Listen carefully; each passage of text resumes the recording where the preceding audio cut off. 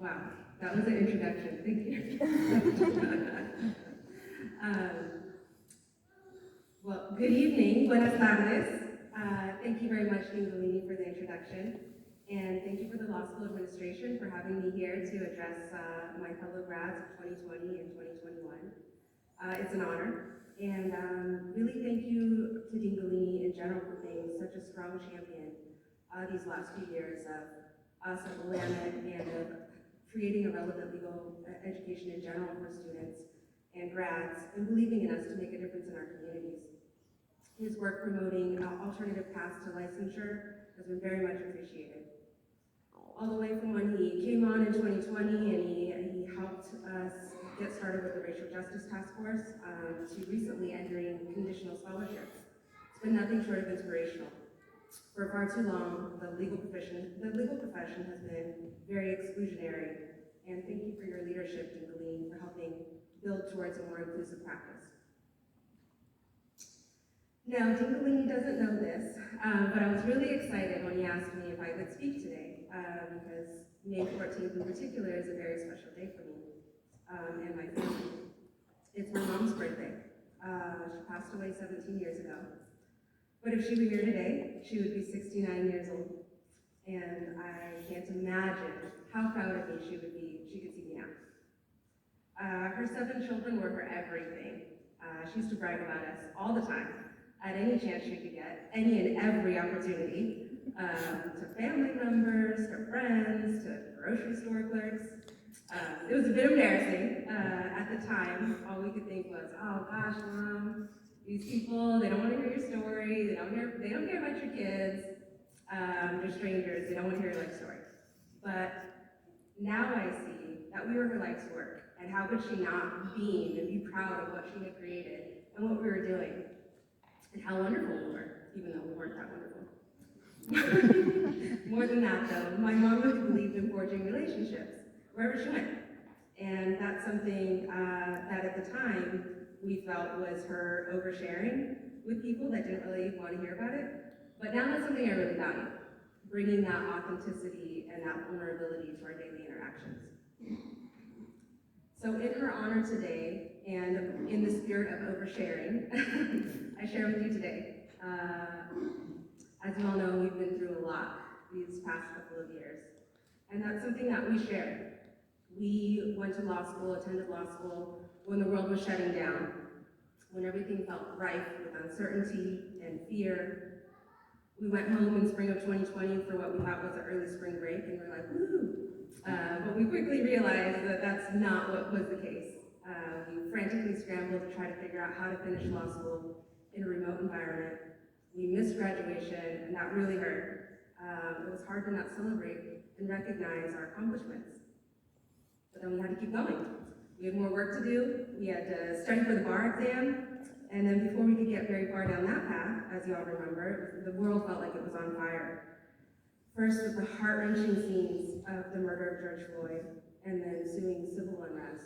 And then later, literally half the West Coast was on fire. And in the midst of it all, we had to weigh whether sitting for the bar exam to earn the right to practice what we had spent the last 3 years of our lives working towards was worth getting sick ourselves and bringing that home to our families. So as we all know, the pandemic has definitely challenged us in new ways. But as we also know, struggle isn't new. Like my mom fought with the resources she had for a better life for her and all her kids, and believe me, she would fight for us. She nearly bit the head off of a girl who was picking on me in middle school. So too have you and I been resourceful and resilient with all the past few years have thrown at us. We've leaned on friends and family, and we've leaned on each other. And we've come out stronger. It's an experience that we'll always share. And here we are now. We've made it through with humor and grace, and that's something that I know my mom would be proud of, and the folks that are proud of you are proud of that too. So let us put the trials of the past 2 years behind us, and let's not let that overshadow our successes today. We've worked hard to get where we are, and it's an honor to be in our position.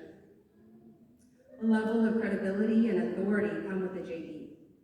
Actually, Dingley, you'll be passing out some credibility when you put us,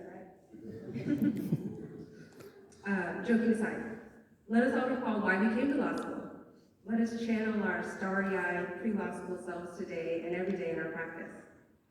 What were you dreaming of when you came to law school?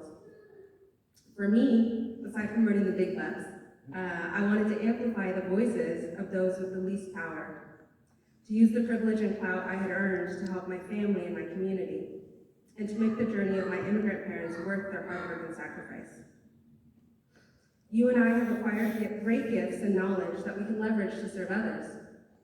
That's what kept me going in the darkest times when the world was on fire and it felt hopeless. A greater purpose, knowing that I was working towards being the best me to be able to help others and contribute to my family in ways that my community and my family would be proud of. And I know my accomplishments today are not just my own, just as yours are not.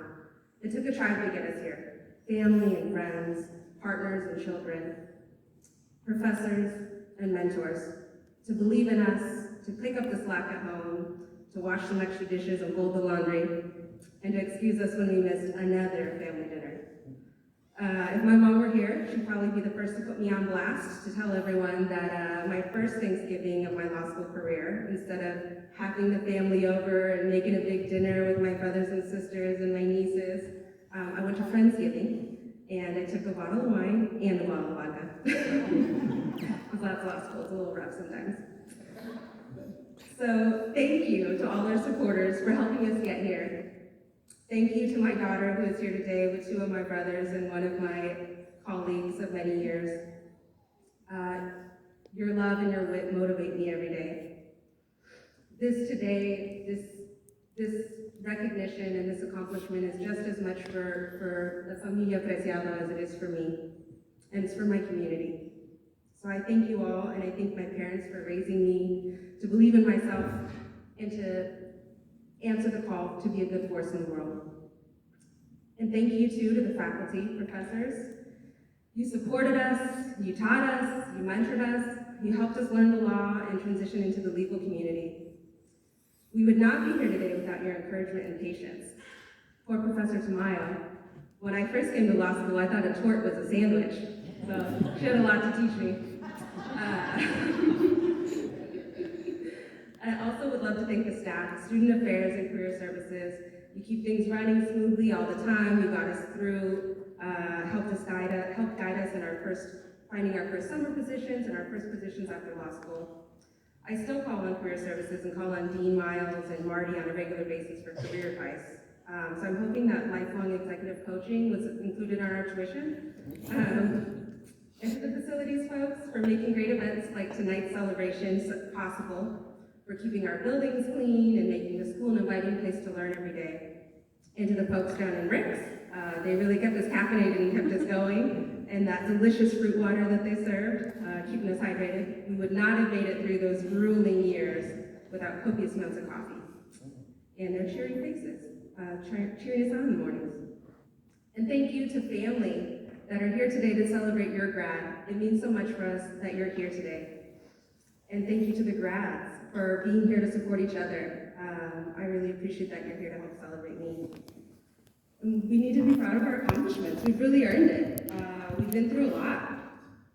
And we're entering the profession now in a new world, and these are exciting times for Willamette and for the legal community.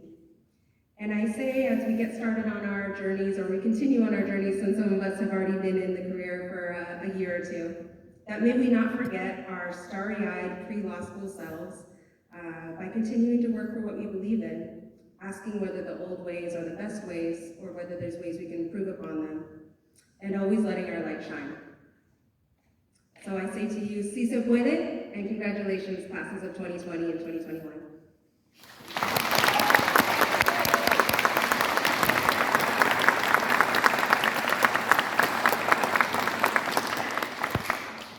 Julie, thank you so much for your inspiring words and for being such a shining example of what it means to be a Willamette lawyer. Should we do this?